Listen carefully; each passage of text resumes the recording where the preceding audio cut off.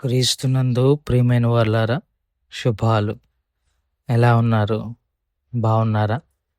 నిన్నటి దినము ఎలా గడిచింది? ప్రభువుకు మహిమకరంగా జీవించారా? జీవించినట్లయితే ఆయనకు స్తుతులు. లేని ఎడల ఆయన మనల్ని క్షమించునుగాక. నేటి దిన ధ్యానాంశము ఫిలిప్పీలకు రాసిన పత్రిక 2వ అధ్యాయము 16వ వచనంలోని అంశాలను ధ్యానం చేసుకుంటున్నాం. నిన్నటి దినాన లోకమందు జ్యోతుల వలె కనబడుచున్నారు అన్న అంశాన్ని ధ్యానం చేసుకున్నాం. ఈరోజు మీరు జీవవాక్యమును చేత పట్టుకొని అన్న మాటను జ్ఞాపకం చేసుకుందాం. అట్టి జనము మధ్య జీవవాక్యము చేత పెట్టుకొని నిన్నటే దినాన్ని మాట్లాడాను. అట్టి జనం అనగా ఎవరు? మూర్ఖమైన వక్ర జనము అని 15వ వచనంలో చూస్తాం. ఆ మూర్ఖమైన వక్ర జనము మధ్య క్రైస్తవుడనేవాడు జీవవాక్యమును చేత పట్టుకొని ఉండాలి అన్నది పౌలు యొక్క ఉద్దేశం. చేత పట్టుకొను అనే మాటకు అర్థము గ్రీకు భాషలో ఎపెకో, EPCHO, ఎపెకో అనగా హోల్డ్ ఆన్, పట్టుకొని ఉండుట. దాన్ని విడిచిపెట్టడం కాదు, అవసరం బట్టి వాడుకోవటం కాదు. అది ఎప్పుడు నీ దగ్గరే ఉండాలి.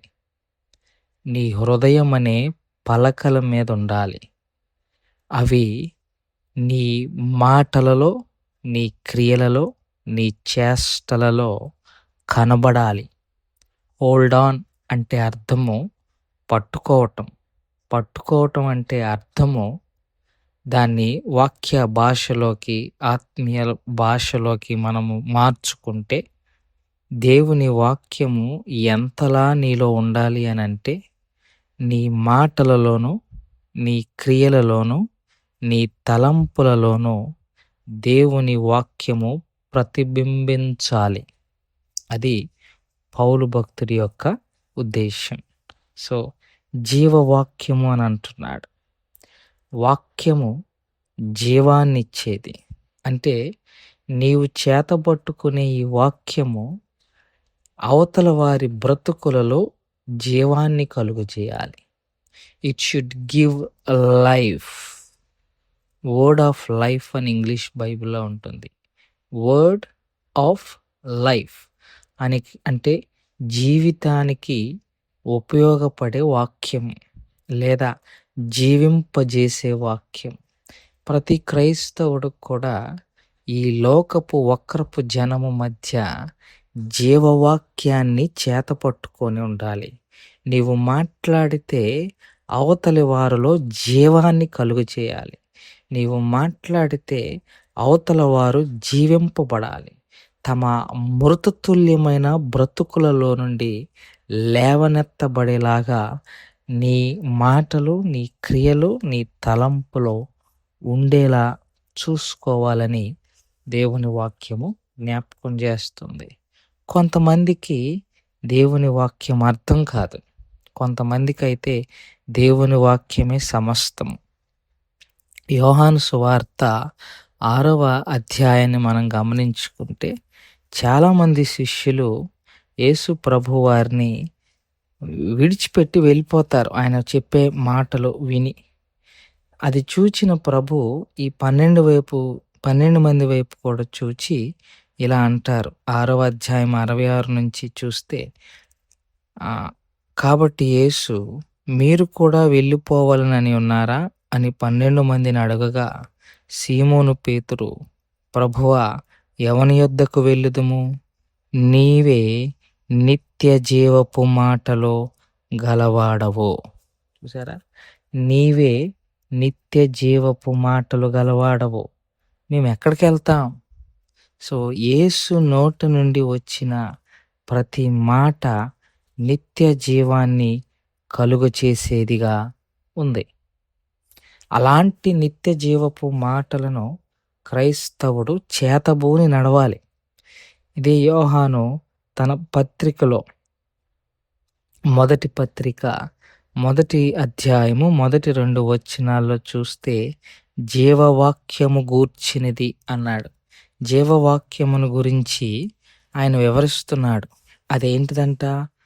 ఆది నుండి ఏది ఉండెనో మొదటి నుంచి ఉన్నదే జీవవాక్యము.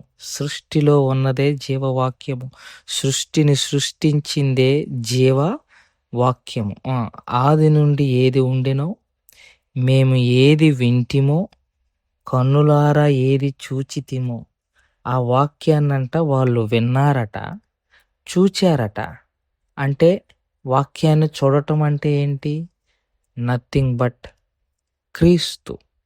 యేసే వాక్యము, క్రీస్తే వాక్యము. ఆ క్రీస్తును వారు ఏం చేశారంట? కన్నులారా చూచారు. అలాగే నిదానించి కనుగొంటిమి. చూడటమే కాదు, ఆ వాక్యాన్ని వాళ్ళు పరిశీలనాత్మకంగా చూచి తెలుసుకున్నారు. మా చేతులు దేనిని తాకి చూచెనో, తోమ తాకి చూచాడు. సో యేసుని ముట్టారు. అది మీకు తెలియజేయుచున్నాము. ఆ వాక్యాన్ని నీకు తెలియజేస్తున్నాం. ఆ జీవము ప్రత్యక్షమాయెను, తండ్రి యొద్ద నుండి మాకు ప్రత్యక్షమాయెను. ఆ నిత్య జీవమును మేము చూచి ఆ జీవమును గూర్చి సాక్ష్యమిచ్చుచు దానిని మీకు తెలియపరుచుచున్నాము అంటున్నాడు. ఎంత చక్కగా జీవవాక్యమైన క్రీస్తుని ప్రజెంట్ చేశాడో యోహాను భక్తుడు మనం చూడొచ్చు.